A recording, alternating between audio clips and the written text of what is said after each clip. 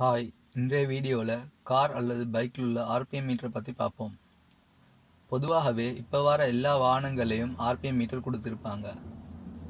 முதல்ல ஆர்பிஎம் என்றால் என்ன என்பதை பார்ப்போம். ஆர்பிஎம் என்றால் ரெவல்யூஷன்ஸ் பெர் மினிட். தமிழில் இதோட அர்த்தம் ஒரு நிமிடத்துக்கு எத்தனை முறை சுத்துதுன்னு தான். ஆர்பிஎம் பார்த்தீங்கன்னா சுத்துற பொருட்கள் எல்லாத்தோடையும் ஸ்பீடை அளக்க பயன்படும். உதாரணம் பார்த்தா என்ஜின் அல்லது டர்பைன். இதை லெப்ல இருக்கும் டெக்கோமீட்டரும் அதே அளக்கத்தான் பயன்படுது. டெக்கோமீட்டர்ல பயன்படுத்தப்பட்ட அந்த முறை தான் ஆர்பிஎம் மீட்டர்லையும் பயன்படுத்துறாங்க. கார்ல உள்ள ஆர்பிஎம் மீட்டர் பார்த்தீங்கன்னா என்ஜினோட கிராங்க் ஷாஃப்டுடைய ஸ்பீடை தான் மெஷர் பண்ணும். கார்ல 0 to 8 வரைக்கும் கொடுத்திருப்பாங்க. சில வண்டியில 0 to 12 வரைக்கும் என்று கொடுத்திருப்பாங்க. அதுக்கு கீழே தர 1000 என்று கொடுத்திருப்பாங்க.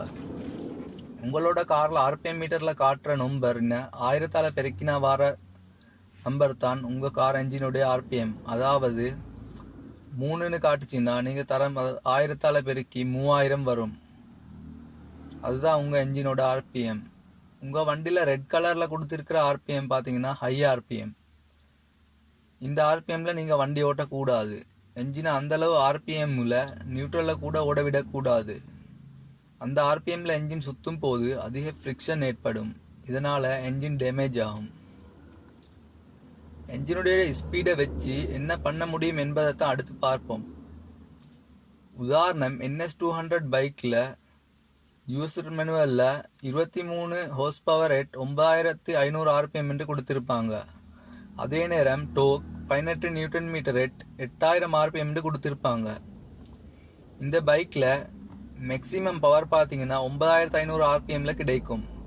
அந்த ஆர்பிஎம்ல தான் உங்க பைக் டாப் ஸ்பீடை ரீச் பண்ணும். அதுக்கு மேல போக போக மெதுவா தான் ஸ்பீட் கூடும். அடுத்து 18 நியூட்டன் மீட்டர் டோக்கெட் 8000 ஆர்பிஎம் என்றால் என்ன என்பதை பார்ப்போம். 8000 ஆர்பிஎம் வரைக்கும் பைக்ல நல்ல பிக்கப் இருக்கும். 8000 ஆர்பிஎம் தாண்டிட்டீங்கன்னா பைக்ல பிக்கப் மெதுவா தான் கூடும். இந்த ஆர்பிஎம்ல வண்டி ஓட்டினா மைலேஜ் கிடைக்காது. 8000 ஆர்பிஎம்ல மேக்சிமம் டோக் அல்லது பவர் கிடைக்கும் என்று இருந்தா நீங்க ஒரு 4000 அல்லது 3000 ஆர்பிஎம் ஓட்டினா அதிக மைலேஜ் கிடைக்கும். மேக்சிமம் பவர் அல்லது டோக் பார்த்தீங்கன்னா உங்க என்ஜின்ல இருந்து அதிக சக்தி வெளிப்படும் இடம். இதுல அதிக பெட்ரோல் வண்டி என்ஜின் இழுக்கும். நீங்க கியர் சேஞ்ச் பண்ணவும் ஆர்பிஎம் மீட்டர் தேவைப்படும்.